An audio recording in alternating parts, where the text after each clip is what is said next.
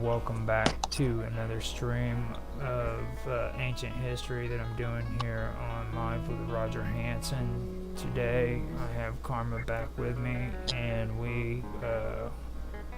were going over Phoenician ancient history last week. There were a couple of interesting things that we came across that I'd like to review before we go on any further. If you don't mind, Karma, would you mind doing that with me? No, I don't mind. I'm going to put my headphones in so that way I can have a better sound. Well, last week when we were talking about the Canaanites, and we came across the deity Mot, that really struck my attention. So I went back and I looked over some of the Egyptian stuff I had. And sure enough, Mot is in there, but it's spelled M-A-A-T, which could be Mot. Now, on the Canaanite version, how did they spell? Do you remember how they spelled Mot? I think it was M-O-T. And let me just double check. I gotta find it because I have my infinite amount of Windows 50 at this point. 50 at this point, because I'm still working. Yeah, but let me just see. The history of, no, that's the wrong one. That's the Planned Parenthood thing. No, not at all, right? That was from when we were talking about no, that. It's fine. Yeah, it's somewhere here. Hold on. I'll tell you in a second. I'm pretty sure it's M-O-T. But I don't want to tell you that it's M-O-T, so I'm going to look for it, and then we can go back with it. Now, Ma'at, or Ma'at, it's referred to, or Ma'at or Ma'at, comprise the ancient Egyptians' concepts of truth, balance, order, harmony, law, morality, and justice. Ma'at was also the goddess who personified these concepts and regulated the stars, seasons, and the actions of mortals and the deities who had brought order from chaos at the moment of creation. Her ideology opposite was Isfet, meaning injustice, chaos, violence, or to do evil. So that's where that comes from. And so wait, and that was the M-A-A-T one? Yeah, Ma'at. See, that's crazy because I did find it was for the Canaanites M-O-T. That's what I thought, but I was just double checking if I had spoken correctly. But so the Ma'at is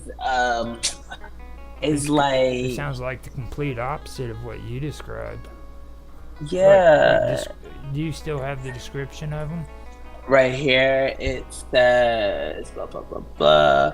Canaanite god of death, and so okay, the Canaanite god of death and the underworld. He was known to the people as Ugarit, and in Phoenicia, where Canaanite religion was widespread. The main source of information about Ma'at in Canaanite mythology comes from the text discovered at Ugarit, and so. But he is also mentioned in the surviving fragments of Philo Bibulus, Greek translation, other writings of the Phoenician, and Santrunatian.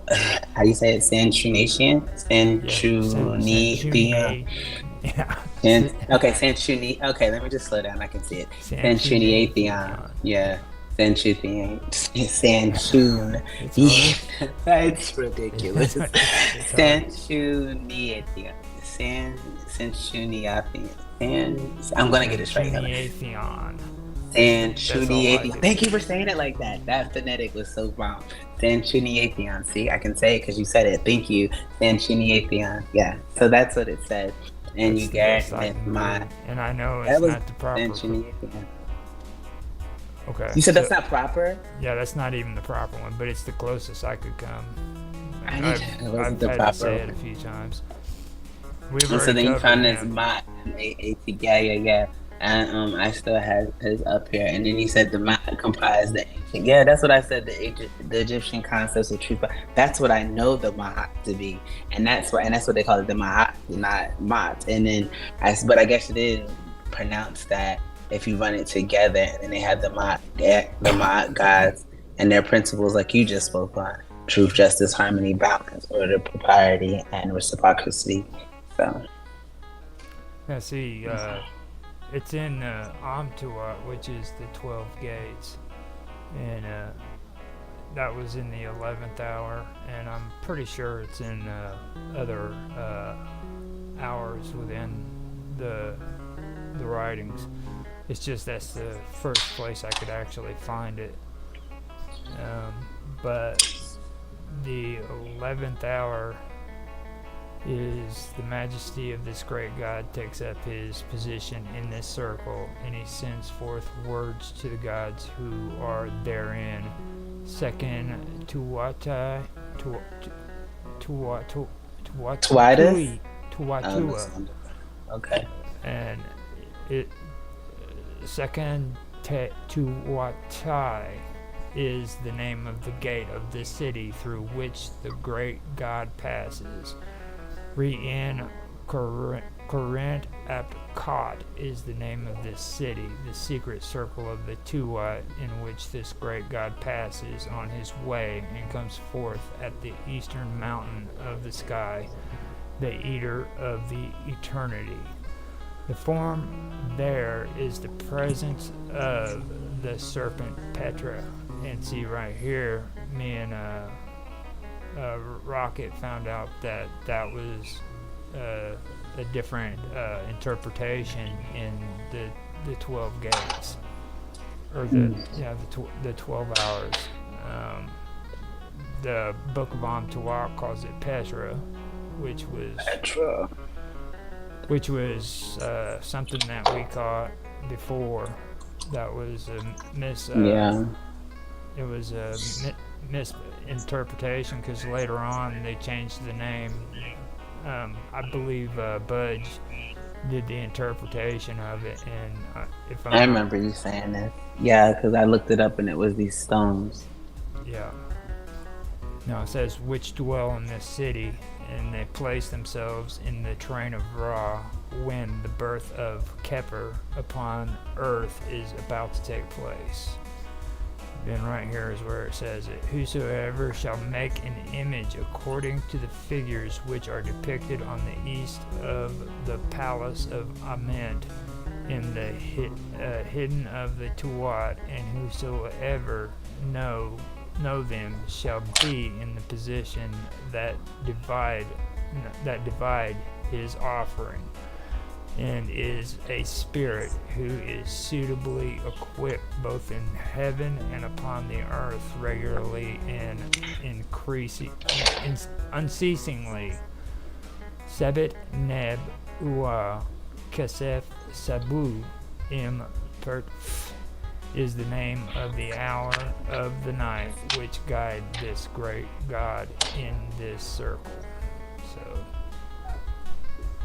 that is the mod. But listen, did you see where I guess I can see where they parallel at?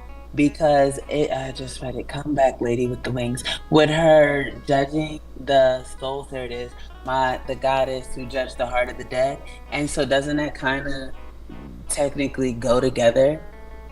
Yeah, it could, because Canaanite god of death in the underworld. Now you also with the Canaanites and the Egyptians. I mean, the Canaanites and the Egyptians had a real strange relationship too. You know, like the Egyptians used to hire the Canaanites as mercenaries and stuff like that. So they really did have a strange relationship, and they were kind of like what the Hittites were, but the Hittites had a lot like a family like bond with one another with the Egyptians. Like they would, their kings would freaking correspond to each other, and they'd call up each other brother and stuff. You know what I mean? And they were they were freaking nice to one another. Yeah. You know what I mean? But Yeah. History the doesn't depict the same storyline often. yeah, and the Canaanites were subjects basically. The Canaanites were always rebelling against Egypt, and then they were always being captured. So they were either against them or paying tribute to Egypt. So they basically had to be nice, and in the process, like a lot of their ideas got mixed in together. It's like even in the Jewish Torah and the Christian Bible, you know, well, especially the Christians. I mean, look where Mary went to have Jesus. You know what I'm saying? She went to Egypt. Okay, so now I have a question.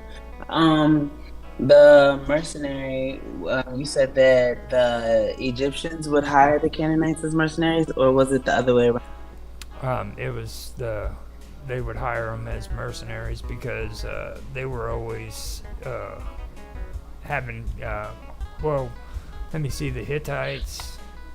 Who would hire whom though? That's what I'm more so. The Egyptians would hire the Emmons Hitman, yeah, Hitman, yeah, because that's what I'm.